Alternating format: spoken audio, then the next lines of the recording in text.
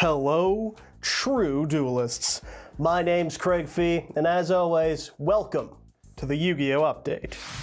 Just a quick forewarning for this week's update. I'm filming this at about 6 o'clock on Wednesday, as I'll be flying to Raleigh tomorrow morning. So if the biggest news ever drops on Thursday and like Konami announces Master Rule 12 and the new Pingle Man summoning monsters and mechanic and all that, and it's just insanity and I'm not covering it, that'd be why. So on to the update. This past weekend was a big-ass weekend from the Yu-Gi-Oh! Competitive game, namely because there were two big-ass events. That's right, we're talking about the Oceanic Championships in Australia, as well as the European World Championship qualifiers in, wouldn't you believe it, Europe. Taking a look first at the Oceanic Championship, the event saw just over 330 players coming together to see if they can get an entire weekend's top results out faster than the Australia Post can deliver a single letter 2 kilometers within the same city. And spoilers, here's a look at the top 32 from the Oceanic Championships, and the letter has in fact been moved more than 2 kilometers, but in the wrong direction. It has been sent from Perth all the way to Sydney, and will be arriving maybe in the next year. Fuck you, Australia Post. But enough about my one joke in regards to the Australian postal system. Let's take a look at the meta. Wow, Cash Tira. This event seems pretty standard for the game at current, with plenty of sprite builds and Runic, and Evil Twin and Fur Hire, and Labyrinth in a strong showing as well. Cash Tira, of course, being the most represented, and second represented going to Pearly? Well, that's certainly not standard, is it? Some interesting things to note include Pearly's respectable showing in Top Cut, continuing the deck's evolution to becoming a going second style of deck. Most builds are simply playing triple tactics talents in the main and even Dark Ruler no more. And if this event is anything to go by, there does seem to be some punch packed into Make Zeus Turbo. Make Zeus Turbo. Maybe it's Make Noir Turbo. You know, going first is doable, I suppose. It gives me hope, or maybe it's cope. Just kidding, it's both. Dragon Link is also neat to see, as the deck never truly dies. I haven't been paying attention, but I do know that they main deck Bestials, because why wouldn't they? And if you're not facing pretty much exactly Cash Tira, that means you're going to be solid, because Bestials are still great against Light and Dark. Who'd have thought? I'll be covering Rika in a moment as well, but of course a huge congrats goes out to Dean Lee for winning with Cash Tira. Apparently the opponent he faced in the finals was a friend who had helped him build his Cash Tira deck, which I'm sure feels fantastic. Thankfully for me, I suck at this game, and I'm never going to have to experience that sort of pain of helping a guy build a deck and then losing to it in the finals. No hate, I'm just saying, that's a unique feeling that not many of us will have to experience, and my condolences to our second place player. Still, you got second with Pearly, you're a goat, love you. Where am I? The reason that Cash Tira wins is of course because it's Cash Tira, and it's maybe now likely to get hit on the ban list. You know, it wins another event, likely on the chopping block, and for some players that makes our winner here a hero. And taking a look at the EUWCQ, oh boy. This event was home to a humble 1,900 players, and as is standard for EU events, the casting team did a fantastic job keeping it lively. And also, hype as shit, to speak in only professional terms that we here in the update operate with. Thanks again to Lampy Yugioh on Twitter for the Google Doc of tops of European events. You are a goddamn saint. Lampy Yugioh, or Sebastian Lemke, is of course one of the two co-hosts along with Leonard Koenig. Oh, I think I butchered that, I'm sorry, sir. And huge props to them and the entire casting team for the event. I will give praise to them each and every time. I'm not fucking scared. Moving on to the event itself, overall lists seem pretty standard. Cash at the top, Runic just below, and Dragons actually beating out Labyrinth in overall representation on day one by just a smidge-meter. Again, only scientific terms on this channel. Most interestingly, this was a trend that continued into Top Cut overall, with Dragon decks beating out even the Runic builds in Top Cut by about 5%, or in human terms with about 3 more in the representation that is known. A strong showing for Dragons overall, and it makes you wonder how they'll do without a Rise Heart in the meta. Some spooky thoughts that I don't want to think about. I can't afford Lubelia now. But the talk of the event was of course not dragons, which is a shock because this is Yu-Gi-Oh, but instead plants. Rika Sun Avalon has been a contender in this format in the hands of about like 12 people worldwide everywhere, but most notably in the hands of one Jessica Robinson.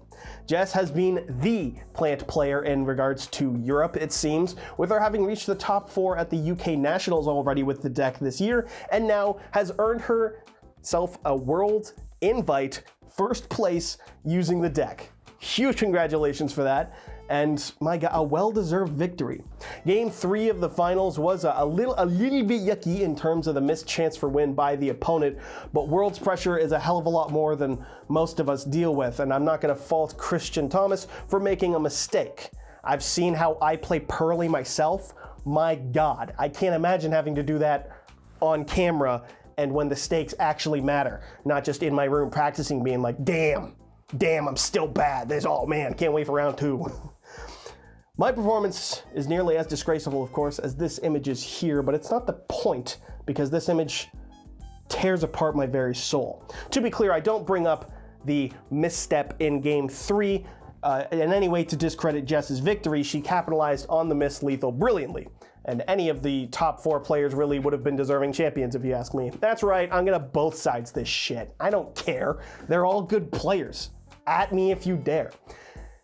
In all actuality, it was clearly a deliberate misplay by the cash player to not win, not because he didn't think he could or whatever. He just wanted to not have Kashtira win out so that maybe it would be spared from hits on the ban list. And for that reason, some players might consider him a hero.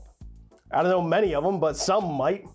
I do also need to play this clip of Jess's top 4 match against Labyrinth, because, I mean, change my name to Mech Knight Avram. Just check this out. Sometimes when you're just overwhelmed with happiness, you can't even think. Fair point, yeah. I know that feeling. Oh, look at that. He's just spreading his hand onto the table. Classic Sat 5 by Yugioh. Applause from the crowd. And the crowd is loving it. They're celebrating the classic ultimate Sat 5, but there's the Irish family. No, and she shakes her hand! Jessica Robinson advances to the final with the Harpies Feather Duster 4-5! Holy, what was that? Wow! I was saying Yugioh is about to turn the game around, then he set 5 cards and the Harpies Feather Duster just break the entire field. He had to go to bed that night, and I guarantee you it was not an easy sleep. Duster for 5, man. Holy, truly destined to win this tournament. A tournament? Truly destined to win this tournament. Just offending Italians now. Good job, Jess. Duster for 4. Just open the outs and you'll win championships too, guys. It's not that hard. Literally just be better. It also should be noted that Rika Sun Avalon is a deck that is completely unhit on the Worlds ban list. That is, it has no hits in the OCG or TCG, so when they play in Worlds format, that deck's at full strength. Jess will likely be playing this same deck at Worlds, and you may very well be looking at the deck to beat in Worlds format, or even possibly the World Champion for 2023. A Yugi-tuber, overhyping stuff? You fucking know it, dude. We're paid to do that shit. And lastly, what I'll mention for the event, get ready for some water, folks, because it's time for the Spice Watch. Yes, this week's Spice Watch is a special mention to one top 16 player from the EUWCQ who piloted Earth Machine. Now, as I understand, this deck list was not truly an insane deck list for Earth Machine. There's no real spicy text that you haven't seen if you are aware of Earth Machine as a deck, so you can correct me if I'm wrong, but the spice from this list came not from its contents, but from its performance. This is a deck that loops cards in the graveyard, from what I understand, to get its pluses, and it got it got top 16, it might have got plus 16, who fucking knows. It got top 16 in a format where Kashtira is the most represented deck. No, this is simply a good deck being piloted by a great player, and a standout in the top 16 amongst the Pearlies and the Labyrinths and everything else. So congratulations to the pilot, Petros Roussos, and apologies if I just NA'd the shit out of your name, because that's just a trend every time I talk about Europe. It's in my blood, and I can't escape it. And of course, this weekend will be the North American World Championship qualifiers. Taking place from the 7th through to the 9th, YouTube's own Tombox will be one of the hosts for the stream, and I can't wait to see it. Or at least that's what I'd say if I wasn't going to be there in person. Still, it's a big shout out to him because I have full confidence in his ability, even if he is a Canadian. Now, I'd love to join him in casting, but I am, of course, a sentient who in regards to my notoriety, and I've also been told that I say the word fuck far too much to ever be allowed to be hosting an event. And upon realizing this, I have but one thing to say. Fuck. As always, I'll be giving you the full report of the event 5 days after it happened, only on the update. If you care to find me there, just fucking DM me on Twitter. I'm not like, I'm just regular old me, you know what I mean? I'm not gonna have like there's gonna be big names there you can find. If you want to find me, just at Twitter it is. Cool. Next segment. In some Master Duel news, there was a new ban list that was revealed, although that's a pretty liberal use of the term list, as this was literally just moving 2 cards to the ban slot. First was branded Expulsion because the puppet lock sucks, and Konami is at least cognizant of that much and has made the game marginally better for us, so big thumbs up. And the second card that was banned was Silva, Warlord of Dark World. This is due to Silva's war crimes of ripping apart hands. It's the absolute state of Dark World that their best play in the current TCG is just looping Silva to get rid of your opponent's hand. But banning this will give Dark World the chance to finally be completely irrelevant, since that was the only thing they were doing that could keep them even like in the realm of being viable. Oh, and it hints that we're getting the new structure deck support in Master Duel. I don't believe we have that yet, so that's cool too. Does this change anything for the metagame at large? Nope. But some branded players might be annoyed, and that'll make some of you happy. Yu-Gi-Oh players do be petty like that. In community news, a small correction must be made to last week's update, wherein I said MBT Subathon went for 9 days, but it went for 12. This was a mistake on my end made because I'm an idiot. And in a correction to another story from last week, behold, the segment that sums up all the drama perfectly. Hey, you, pay your editors. That's right. And when should they get on that, Marshtomp? Do it! Do it! Come on! Do it now! Kill me! What a reasonable thing that just happened there. Now, in fairness, it's maybe a little bit reductive to summarize the discussion of payment for labor as drama, and I in no way mean to diminish the conversation nor the people involved on either side. I just use it as a segue to have the Pokemon point a gun at you and then speak in his original authentic voice that you've heard nowhere else. Now that's a sentence. God bless America for that one right there, and God bless this seamless segue into our sponsor. Yes, thanks this week go to the sponsor, as always, the LIFD Magnetic Display.